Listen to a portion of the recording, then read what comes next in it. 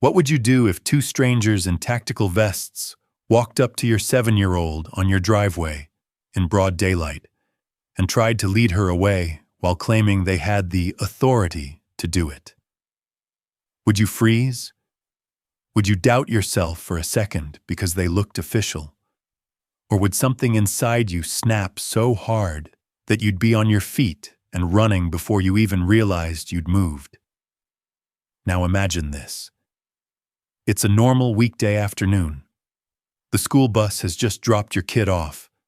The sun's out, sprinklers are ticking in the distance. A neighbor is rolling their trash can in. Everything feels completely ordinary, safe. And then a white truck crawls up your street. Two guys in dark vests step out, and instead of walking to your door like normal people, they walk straight toward your child. They smile. They talk like they're in charge. They say words like violation, enforcement, authority. And before you can even fully process what's happening, one of them reaches toward your kid's arm like she belongs to them. That's the moment every parent secretly fears, but never expects to actually live through. Before I tell you exactly how that played out with my daughter, and how it ended with handcuffs, squad cars, and a full-on police sting in our neighborhood, do me a favor.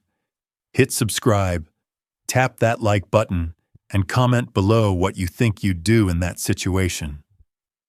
Your answer might be the thing another parent remembers when someone shady shows up on their street. All right, let me take you back to the day everything snapped. My name's James, and I live in a suburb just outside Houston, Texas. It's the kind of place where, at first glance, everything looks peaceful, manicured lawns, kids on scooters, the same 3-house designs repeated down every street. You know the type.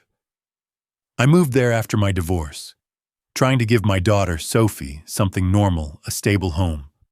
A quiet street, a good school. Nothing fancy, just safe. That was the word I cared about more than anything. Safe. I share custody of Sophie, and if you've ever been through custody court, you know it drains you. Your wallet, your energy, your sanity. When it finally ended, I made myself one promise. Whatever time I got with my daughter, I would protect her with everything I had. So yeah, I'm that dad. The one always checking the front window when the school bus drops his kid off. The one who knows exactly what time she walks up the sidewalk every weekday. The one who pretends to still be typing on his laptop, but actually has one eye on the security cameras. Call it paranoid. I call it being a single dad who has already lost too much. It was a Tuesday afternoon in late April, one of those Texas spring days where the sun is bright but not brutal yet. I work from home as a cybersecurity analyst, which is a fancy way of saying I sit in front of screens all day, trying to keep bad guys out of computer systems. That afternoon, I was halfway through an incident report when my watch buzzed. 3:47 p.m. That's Sophie's bus time. I glanced out of my home office window. There she was, hopping off the bus, purple unicorn backpack bouncing, humming some song from a Disney movie I'd heard about 9,000 times. She walked toward our house like she always did, counting her steps, skipping cracks, stopping once to fix her shoelace. She was happy, relaxed, in her own little world. I remember thinking, this is it. This is why I went through all that hell. This is worth it. And then, the white Chevy Silverado turned onto our street. At first, it didn't register as anything weird. Lots of trucks in Texas, right? But the way it slowed down next to my daughter, that grabbed my attention like a slap. The truck rolled to a stop just beyond our driveway. 2 men got out. Immediately, my stomach dropped. They were wearing black, sleeveless, tactical-style vests over dark polos, with khaki cargo pants and those mirrored sunglasses that scream, "I want you to think I'm in charge." One guy was tall, easily over 6 feet, with a buzz cut and tattoos crawling up his neck. The other was shorter, thicker, with a goatee and this fake tough guy posture, like he'd watched too many cop shows. Tall guy carried a tablet like it was some official clipboard. Goatee had a radio clipped to his belt. It looked real enough at a glance, but something about it felt like a costume. And here's where I need you to really picture this. My little girl is standing at the edge of our driveway, clutching her backpack straps, while two grown men in tactical gear walk straight toward her. My heart rate went from normal to exploding in about half a second. I jumped up from my chair so fast it rolled into the wall. I bolted out of my office and took the stairs 2 at a time, but I was still upstairs when I heard tall guy speak. "Excuse me, young lady," he said, in this fake friendly tone that made my skin crawl. "Is your parent home?" Sophie stopped walking. She knows about stranger danger. We've talked about it a lot. She doesn't answer the door for anyone. She doesn't go anywhere with anyone who isn't on a short list. Me, her mom, grandma, Mrs. Chen next door. She shifted her backpack and said, "My dad's inside." Goatee jumped in. "We need to speak with him about a violation. Your family is in violation of HOA code." "Violation? HOA? What?" "We just need you to come with us and show us where he is," tall guy added. And that was the moment everything in me flipped. I was almost at the front door when I heard him say it. "We're going to need you to come with us to get your father." Then I saw it through the side light window by the door. Tall guy reached toward my daughter's arm. Her eyes went wide. She froze, and something in my brain broke. I don't mean I got annoyed. I mean something deep, something primal, snapped clean in half. I yanked open the door so hard it hit the wall. "Hey!" I roared. "Get your hands off my daughter!" The sound that came out of me didn't even feel like my voice. It was just pure, unfiltered terror and rage turned into noise. Sophie spun around and spotted me. She ran straight toward me like her life depended on it. And honestly, that's exactly how it felt. I moved between her and those men so fast I barely remember my feet touching the ground. I pulled her behind me with one arm. She grabbed my leg and clung to me, shaking.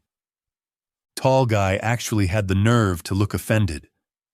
"Sir, you need to relax," he said. "We're HOA enforcement. We need to discuss a violation on your property." "I don't care who you say you are," I snapped. "You do not touch my child. Ever, for any reason. Are we clear?" Goatee stepped forward, hand resting on that radio. "Sir, we're conducting official business. You're out of line." Here's the first hook I want you to remember. Whenever someone tries to use official language to shut you up or make you doubt yourself, stop and pay attention. That was the first red flag. And if this has already set off alarms in your head, drop a "mo" in the comments so other people know they're not overreacting when something feels off. I took a breath, trying not to let my hands turn into fists. "Official business?" I said. "Your official business is walking up to a minor, putting your hands on her, and trying to get her to go with you. That's not enforcement. That's a problem." Tall guy lifted a laminated badge hanging from his vest. "Meadowbrook Trails Community Standards Division," he said, like that made it all legit. Now here's the thing about me. I read everything. When I bought the house, I went through the HOA documents like I was reading court papers. I knew the management company's name. I knew the board structure. I knew how violations were handled. There was no Community Standards Division, There was a third-party management company that handled everything by email and regular mail. No random house calls. No surprise cash demands. No goons in tactical vests. So that badge? It was as real as a Halloween costume. "All right," I said. My voice got very calm in that way it only does when I'm hanging on by a thread. "If you're legit, show me your real ID driver's licenses, the company you actually work for, and show me written authorization from the HOA to do this." They looked at each other, quick, nervous. "We don't have to show you anything," Goaty snapped. "You're in violation. The fine is $300, payable immediately. If you don't pay, we're authorized to put a lien on your property."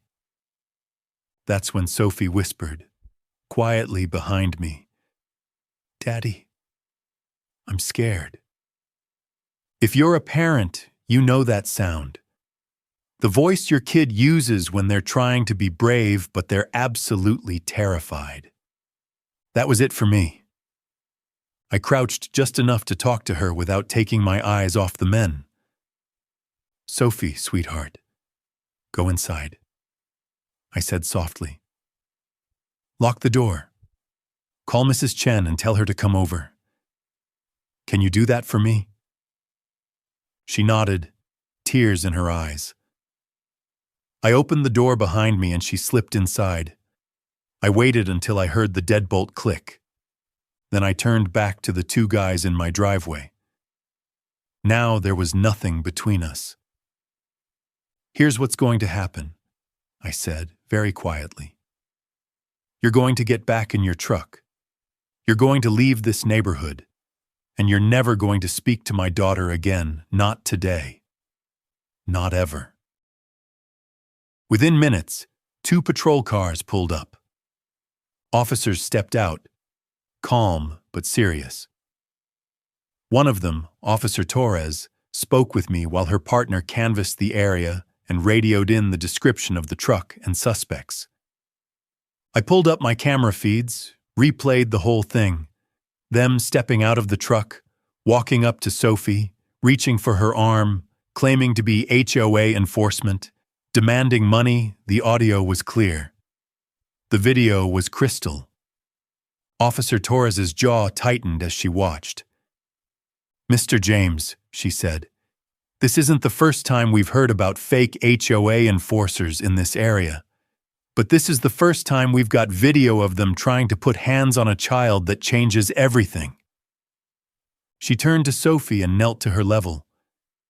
"You did the right thing," she told her. "You stepped back. You didn't go with them. You went to your dad. You were very brave, okay? None of this is your fault." Sophie nodded, still clinging to my hand. Not long after, a detective arrived, Martinez from Financial Crimes. Mid-40s, sharp eyes, serious but not cold. He watched the footage 3 times without saying much. Then he looked at me. "These guys have been making our lives miserable for weeks," he said. "They hit different neighborhoods, change vehicles, change details. People are embarrassed they fell for it, so they don't always report. But your video? That's a game changer. And the fact that they involved your daughter? That's going to take this from simple fraud to something much more serious." "I want to help," I said. "Whatever you need. They scared my kid. They took money from my neighbors. I'm not letting that slide." He nodded slowly. "How do you feel about being bait?" he asked. And this is the part of the story where everything shifts from defense to offense. The plan was simple on paper, but it felt huge in real life. Step 1. I'd make a post in our neighborhood Facebook group, not the official HOA page, but the one where people actually talk. I'd say something like, "Hey, HOA enforcement came by about some chalk on my driveway. I'm confused. Does anyone know if this is real?" Step 2. Act unsure. Sound like I might be willing to pay just to make it go away. Step 3. Wait. Detective Martinez figured if these guys were watching the group, and scammers love neighborhood gossip pages, they'd see my post and think I was an easy score. He wasn't wrong. It took less than a day. Wednesday morning, around 10 a.m., I saw the same white Silverado creeping down the street on my camera feed. Same truck, same fake uniforms, same guys. But this time, they weren't the only ones watching. Here's how my street looked from above, if you could have seen it. Detective Martinez in an unmarked car 2 houses down. 2 more officers parked around the corner. A van from Financial Crimes parked in sight of my driveway, cameras ready. Several neighbors watching from behind curtains, doors locked, cameras recording. We'd made sure Sophie was safely at school. That was non-negotiable. She wasn't going to be anywhere near this. I stepped outside and stood in the driveway as the truck pulled up. Tall guy climbed out, trying that same fake smile. "Mr. James," he called. "Glad to see you're ready to take care of this. We can settle that violation today. $300 and it disappears." I kept my shoulders slumped a little, like I was tired and annoyed but ready to pay just to stop the hassle.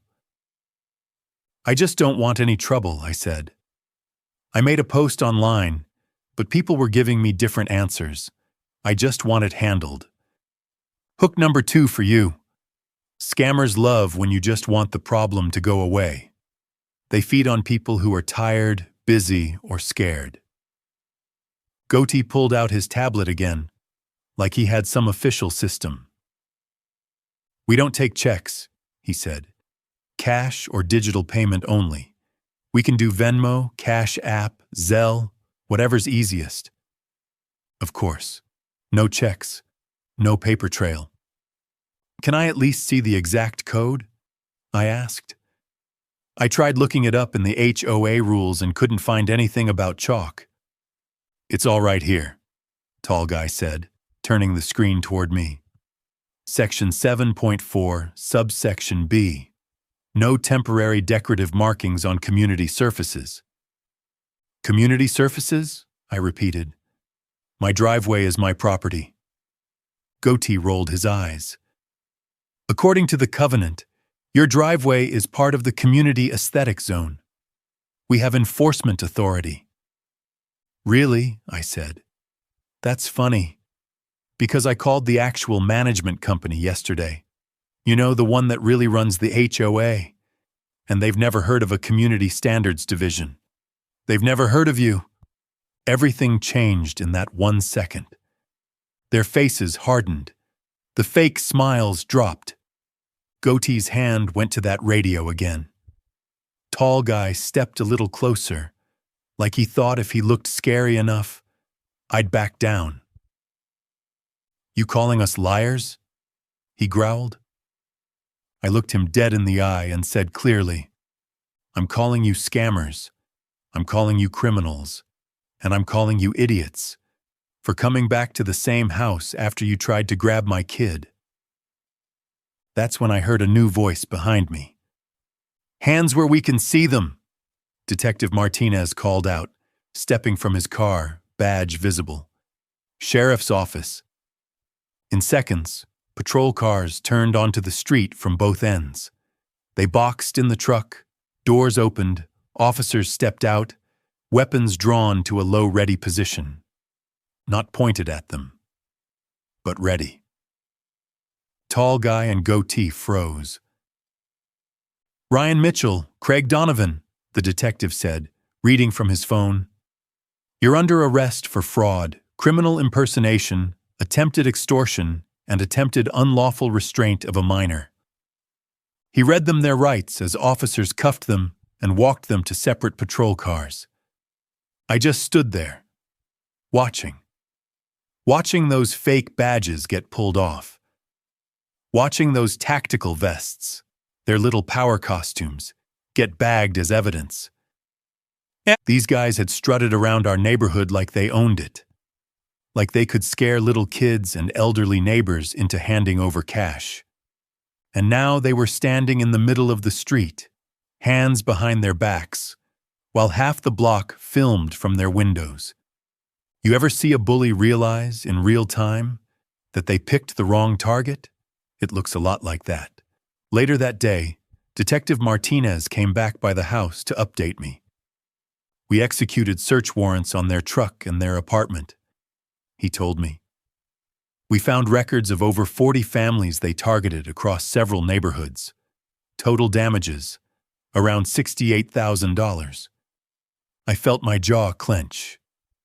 Mrs. Chen, the family down the street, the old man on the corner. All of them had paid these guys because they were scared or confused or didn't want trouble. The good news, Martinez added, is your footage and your statement are going to be key evidence. That attempt to grab your daughter? That's going to add serious weight in court. We're also pushing for full restitution for everyone they scammed. I nodded, feeling a mix of anger and relief. Good, I said.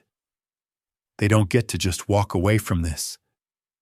He gave me a small, tired smile. You'd be surprised how many people see something like this and just let it go, he said.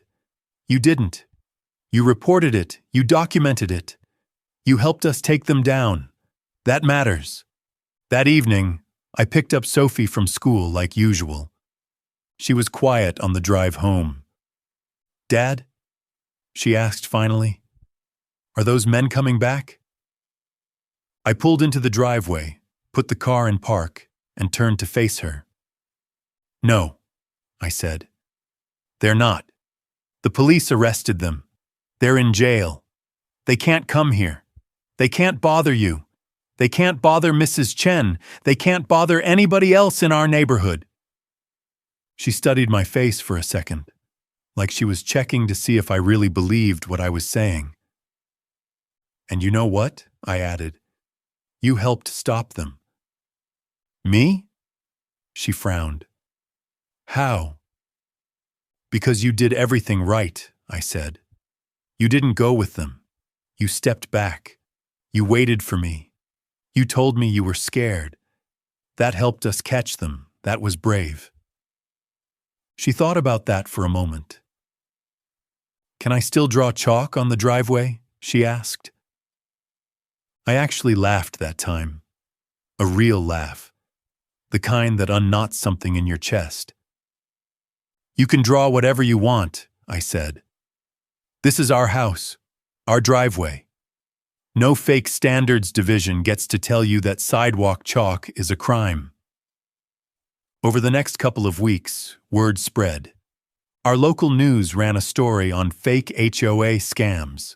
The real HOA sent out letters explaining how enforcement actually works and warning people not to pay anyone on the spot who shows up with no documentation. There was talk about new rules to make sure real HOA staff had to be licensed and identifiable. Neighbors started talking to each other more. Mrs. Chen stopped by with fresh cookies and hugs for Sophie. The family down the street thanked me for calling the cops because they'd been too embarrassed to admit they'd paid the older guy with the trash can violation, shook my hand with tears in his eyes. We ended up having a neighborhood block party a month later. Burgers, music, kids running through sprinklers. People who barely knew each other before were sharing tables, sharing stories. Sophie turned our driveway into a rainbow explosion of chalk art. Dragons, castles, flowers, stars. No one complained. No one talked about community aesthetic zones. They just watched her be a kid. And that's what a neighborhood is supposed to be about. Not fear. Not intimidation. Not random guys in tactical vests demanding cash. Community, safety, watching out for each other. A little while after the arrest, Detective Martinez sent me a quick text. Final count, 47 families, $68,000 in damages, Full restitution ordered. They both took plea deals. Several years in prison each. You started this. Thank you. I stared at that message longer than I expected. Because honestly, I didn't feel like a hero. I just felt like a dad who finally hit his breaking point. But here's the part I want you to really take away from this story. I didn't protect my daughter with my fists. I didn't protect her by trying to out-threaten them, or by doing something that would land me in trouble. I protected her by paying attention, by trusting my gut, by knowing my rights, by having cameras, by calling the police, by refusing to be intimidated, even when my hands were shaking, and by being part of a community that was willing to speak up after being tricked. Those two guys thought power came from costumes, from tactical vests, from fake badges, from big words like enforcement and lean. Real power is knowing the truth, standing your ground, and backing it up with evidence. So if you're still here, let's pull this back to you for a moment. If someone shows up at your door claiming to be from your HOA or the city or a utility company, and they start demanding cash on the spot, ask for ID, real ID. Ask for written documentation. Call the company or agency directly using a number from their website, not the one the stranger gives you. Never let them pressure you into paying right then and there. And if they're talking to your kid instead of you, huge red flag, shut it down immediately. If something feels off, it probably is. Scammers count on people feeling embarrassed, confused, or scared. They rely on silence. They hope you won't say anything. Don't give them that. Now I want to hear from you. Have you ever had someone show up at your house pretending to be official when they weren't? Have you gotten those weird HOA threats that didn't feel right? Or even just a time your gut told you something was wrong? Tell your story in the comments. Seriously, your experience might be the thing that wakes someone else up before it's too late. And if you want more real stories about protecting your family, your neighborhood, and your peace of mind from people who think a vest and a badge make them untouchable, hit that subscribe button, turn on notifications so you don't miss the next one, and smash that like button so this video gets pushed to more people who might need to hear it. With that said, thanks for watching, and until next time.